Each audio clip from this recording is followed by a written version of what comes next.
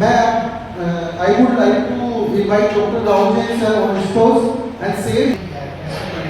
और MD medicine का मतलब मेरी जैसा आप सोच रहे हैं डॉक्टर ऑफ मेडिसिन करके, लेकिन मैं मानता हूँ कि मेडिकल डिटेक्टिव, क्योंकि most of the time patients का डायग्नोसिस ही नहीं बनता। जब तक हमारा डायग्नोसिस नहीं बनेगा तब तक हम किसी भी ट्रीटमेंट मतलब किसी बीमारी को राइटली डील नहीं कर सकते। तो राइट डायग्नोसिस के लिए जरूरी है कि हम उस पेशेंट की कंप्लेंट प्रॉपर्ली सुने और उसके बाद एक डायग्नोसिस बना के, diagnosis clinical history and physical examination and certain test उसके बेसिस पे बनता है, उसी से ही लॉन्ग टर्म ट्रीटमेंट डिसाइड होता है। बहुत तरह की गठिया होती है, लगभग 100 टाइप्स की गठिया होती हैं जो अलग अलग तरीके से अलग अलग प्रेजेंट करती है। तो मैनी टाइम्स पेशेंट हमसे आके पूछते हैं सर ये गठिया कैसे हो सकता है, बना है जिसको हम डिफेंस मैकेनिज्म बोलते हैं और हमारी सबकी बॉडी में वो होता है और ना हमारे प्रोटेक्शन के लिए बनी है, वही हमें मारने लग जाए, ये एक ऑटोइम्यूनिटी है।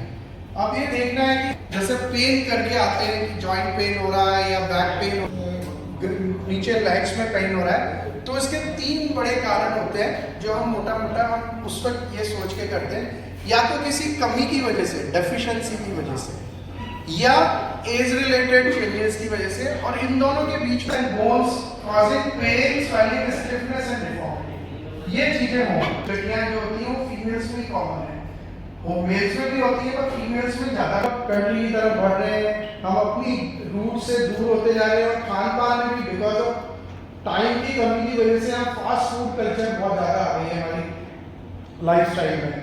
हालांकि अभी यंगस्टर्स भी ज्यादा है, अपने एज ग्रुप वालों में उतनी नहीं है, लेकिन फिर भी फास्ट फूड कल्चर जैसे पिज्जा, बर्गर,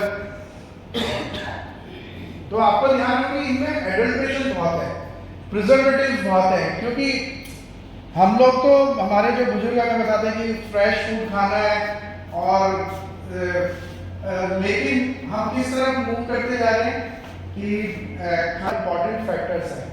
और जैसा जेनेटिक्स का बताया, साइंस जेनेटिक्स, तो प्रारंभ जनित कोई ना कोई चीज किसी न किसी रूप में आती है, जैसे किसी को बीमारी के रूप में आ रही है, किसी को किसी और चीज के रूप में आ रही है, तो कहीं ना कहीं देते हैं पेशेंट्स के। लेकिन अब देखते हैं कि कुछ ज्यादा ही बहुत हर पेशेंट को लगता है कि हमें कि या तो उसको ऑटोइम्यून डिजीज बीमारी क्या है और उसका इलाज क्या है।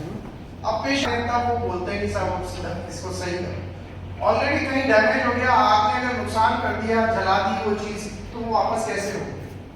ये तो ये आइडिया यही है कि अवेयरनेस का, कि हम एटलीस्ट हमें पता हो कि हम जितनी जल्दी हो सके बीमारी को पकड़ना है, राइट टाइम पे राइट ट्रीटमेंट शुरू करना है। ये बिल्कुल एडवांस डिजीज के फोटोग्राफ्स हैं, ये एडवांस डिजीज। अब एक गठिया होती है सूखेपन की, खुश्की, लेडीज में कॉमन है 40 से 50 साल, पर यंग फीमेल्स भी आती हैं और मेल्स को भी ये बीमारी होती है। उसमें क्या लगता है, मुंह में सूखापन, बार बार पानी पीना, आंखों में किरकिरापन लगना, बार बार ये एक ग्लैंड होती है पैरोटिड जिसको हम कन्फेट बोलते हैं, वो बार बार सूजन आना।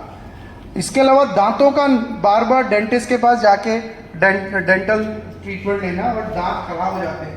हमने 25 से 30 साल वाली फीमेल्स भी देखे जिनके पूरे दांत निकल गए, इस बड़े हाइपर मोबाइल होते हैं। और 30 साल तक की उम्र के बाद भी अगर हाइपर मोबिलिटी रहती है तो कई बार उन पेशेंट्स में उनको पता नहीं होता है और उन पेशेंट में जॉइंट की रिकरेंट इंजरीज के चांसेस हैं। जैसे मोस्ट ऑफ द टाइम क्या होता है, आपको सबको नहीं होती है, वो किनको होती है जिनके जॉइंट लूज होते हैं। ऐसी जैसे बच्ची को बताया तो भंगड़ा करा, उसके लिए नॉर्मली वो इतनी एक्सरसाइज थोड़ा करती है, इतना एक्सरसाइज करती नहीं है, उसके लिए वो अनकस्टमर्ड एक्टिविटी होती है। मैं जिस सेकंड की बात कर रहा हूँ उसको माइग्रेन कहते हैं। माइग्रेन अनेक फीमेल्स में थोड़ा कॉमन है, मैं माफी चाहूँगा, हमारी सारी बीमारियाँ फीमेल्स से कॉमन वाली आ रही है, लेकिन फीमेल्स में अराउंड 15 to 25-35 ईयर्स के बीच में इस तरह के single sided, one sided headaches चालू होते हैं, एक side, left side, right side, पीछे की तरफ, जिसमें वो बताते हैं कि अंदर से कुछ चटके से चलता है, कुछ पल्सेटाइल सेंसेशन होती है, नौशिया, उल्टी जैसा मन होता है या उल्टी हो जाती है, या लाइट ऑफ साउंड को बंद करने का मन करता है, कोई बस बात मत करो उस टाइम पे, उनके हस्बैंड समझते हैं कि इस समय बहुत इरिटेबल रहते हैं पेशेंट। तो ये जो 3-4 कैरेक्टरिस्टिक है, ये क्लासिक है माइग्रेन हेडेक। माइग्रेन ब्रेन के अंदर की बीमारी नहीं है, ये खोपड़ी के बाहर की बीमारी है, वेसल्स के कंस्ट्रक्शन की बीमारी है, वापस ठीक हो जाती है, फिर किसी दिन होती है, तो एपिसोड्स में होती है। शुरुआत में एपिसोड्स को हैंडल करना बहुत आसान होता है, एक छोटी सी सेरेडोन से, कॉम्बिफ्लान से, एस्पिरिन से निकल जाता है।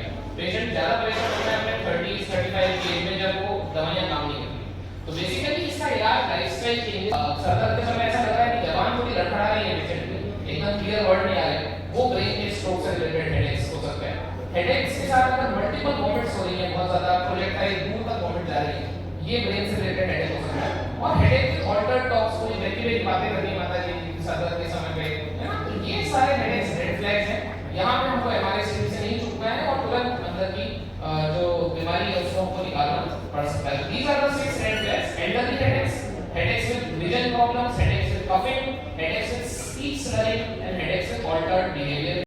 में सब कमरा घूमने का लगता है तो आपको ईयर के डॉक्टर्स को दिखाना चाहिए। कान के पानी की वजह से ज़्यादा होता है। और चक्कर में अगर बैलेंस जाने लग जाए, जिसमें आपको लगता है कि कुछ पकड़ना पड़ेगा या मैं गिर नहीं जाऊँ, वहाँ पे डिजीनेस नाम की बीमारी कहते हैं। वहाँ पे आपको पल्स, बीपी और शुगर चेक करके और फिर न्यूरोलॉजिस्ट के पास जाना चाहिए। वहाँ पे हमको सर्वाइकल के कारण कई बार मिल जाते हैं, कई बार माइग्रेन में डिजीनेस आ जाती है, कई बार ब्रेन की कुछ बीमारियों के अंदर डिजीनेस आती है। तो एज के हिसाब से और कितना लंबा सिम्टम चल रहा है, वहाँ से हम लोग इसका कारण पकड़ने की ट्राई करते हैं और काफ़ी हद तक पेशेंट्स को रिलीफ होता है। लकवे को रोकने के लिए ऐसा लगता है कि लकवे में जो पहला विजिट है पेशेंट का, वो हमारे मतलब हॉस्पिटल्स में एक इंजेक्शन आया हुआ है जो आप ले सकते हो, और 4.5 घंटे के अंदर एक बार हॉस्पिटल आ जाए पेशेंट, वो इंजेक्शन लग जाए, उसके बाद फिर आप कह सकते हैं कि अब आप उटाटी जा सकते हैं। क्योंकि एक बार आपका क्लॉट गल गया, उसके बाद फिर आप अपने बिलीव्स के ऊपर जाएँ तो कोई दिक्कत नहीं है। लेकिन शुरुआत का इलाज लकवे में बहुत ज़्यादा इंपॉर्टेंट है।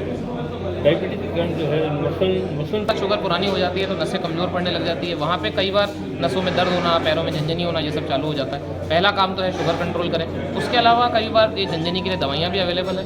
B12 की जांच करानी बहुत ज़रूरी है, विटामिन B12 की कमी से कई बार हो जाता है। और पैरों में जो रात को पेन होता है, उसके लिए जो दवाइयाँ अवेलेबल है आयरन की और B12 की, उनसे काफ़ी हद तक पेशेंट्स को फायदा होता है। सो नारायणा हॉस्पिटल जनरली मैंने देखा है बाकी हॉस्पिटल से थोड़ा सा पेशेंट फ्रेंडली ज़्यादा है। जैसे ही पेशेंट्स हमारे पास आते हैं तो एटलीस्ट अगर डॉक्टर फ्री भी नहीं भी हैं तो भी उनको कई बार एक बार शॉर्ट कंसल्टेशन इमरजेंसी केसेस का पहले करा देते हैं कि साहब एक स्ट्रेचर पेशेंट है, हम OPD छोड़ के एक बार उनको पहले देख लेते हैं। दूसरा कि कुछ चीज़ें मैंने यहाँ देखी कि जैसे हार्ट के पेशेंट्स का, जो बच्चे हैं जिनको हार्ट की बीमारियाँ हैं, उनका फ्री ऑफ कॉस्ट इलाज हो रहा है एक प्राइवेट हॉस्पिटल में, ये काफ़ी बड़ी बात है। तीसरा मैंने देखा कि यहाँ पे जो कोऑर्डिनेटेड टीम वर्क है, जैसे अगर CT MRI की या स्ट्रोक के इलाज की ज़रूरत है, जहाँ पे टाइम बहुत इंपॉर्टेंट है, वहाँ पे ये लोग एक साथ सबको कॉल एक साथ जाते हैं। जैसे ही कोई पेशेंट स्ट्रोक का आता है तो हम सबको एक बार में कॉल आते हैं और पूरी की पूरी टीम वहाँ पे 5 मिनट में आ जाती है। तो इस तरह से मरीज़ का टाइम काफ़ी हद तक बचता है। और इमरजेंसीज़ को पहचानना जो एक हॉस्पिटल को आना चाहिए कि भाई जनरल मरीजों के साथ इमरजेंसी मरीज भी लेट ना हो जाए, वहाँ पे ये 2-3 चीज़ें मैंने देखा नारायणा में काफ़ी अच्छी है। और बाकी टीम वर्क, सारे डॉक्टर्स का साथ में काम करने से बेहतर मरीज को इलाज होता है। का ये मोटिव रहता है कि हम डिफरेंट इंडिया में लोगों को जागरूकता कार्यक्रम करें और लोगों को एक अवेयरनेस प्रोग्राम के तहत उनको जागरूकता करें कि आजकल कोविड के बाद में कार्डिक की बीमारियाँ, न्यूरो की बीमारियाँ, स्ट्रोक की बीमारियाँ बहुत ज़्यादा हो रही है।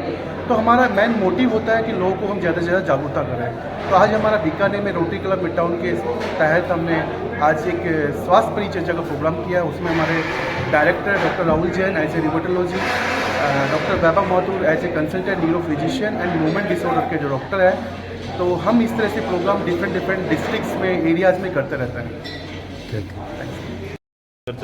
Rotary club Bikaner mid town हमेशा सेवा कार्य करता रहा है।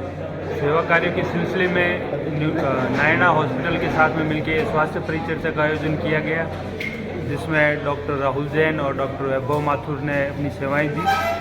इनकी जो इनके विचार थे उनसे सभी लाभान्वित हुए और समाज को बहुत इससे ज़्यादा फायदा मिला। धन्यवाद। आपका नाम? मेरा नाम Giriraj Joshi, rotary club Bikaner mid town अध्यक्ष।